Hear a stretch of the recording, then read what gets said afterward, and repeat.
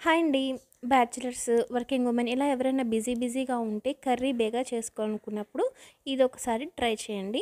ఇది ఏ వెజిటబుల్‌కైనా మనం యూజ్ చేసుకోవచ్చు. సో, ఇక్కడైతే బీరకాయని ఘాట్లు పెట్టుకోవాలి. తర్వాత స్టఫింగ్ కోసం మినపప్పు, మెంతులు, జీలకర్ర, ధనియాలు తీసుకున్నాను. మీకు కావాలంటే పలుకులు, నువ్వులు, కొబ్బరి ఇలా ఏదైనా తీసుకోవచ్చు. ఇక్కడ ఆనియన్‌లో వెల్లుల్లిపాయలు, ఫ్రై చేసిన ఐటెమ్స్, పసుపు, ఉప్పు, కారం వేసి థిక్‌గా పేస్ట్ చేస్తున్నాననమాట. సో, మీకు ఇది డ్రైగా కావాలి అనుకుంటే ఫ్రై ఐటెమ్ లాగా ఆనియన్ వేయకండి. గ్రేవీగా కావాలనుకుంటే ఆనియన్ వేయండి. సో, ఈ పేస్ట్‌ని మనం ఇలాగా బీరకాయలో ఫిల్ చేసుకోవాలన్నమాట. సో, మనం ఇక్కడ ఆయిల్ హీట్ అయిన తర్వాత వీటన్నిటిలో వేసి సిమ్‌లో పెట్టుకొని మూత పెట్టి ఒక 5 మినిట్స్ తర్వాత వచ్చి మీరు అలాగా దాన్ని కదుపుతూ ఉండండి. సో, ఈలోపు మీరు వేరే పనులు చేసుకోవచ్చు కదా! సో, ఇక్కడ మిగిలిపోయిన పేస్ట్‌లో వాటర్ వేసి నేను ఇక్కడ మిరపకాయలు కూడా యాడ్ చేశాననమాట.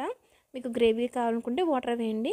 లేదంటే ఇలాగ థిక్‌గా వదిలేయచ్చు. ఇది రైస్‌లోకి, చపాతీలోకి బావుంటుంది. సో, ఒకసారి ట్రై చేయండి.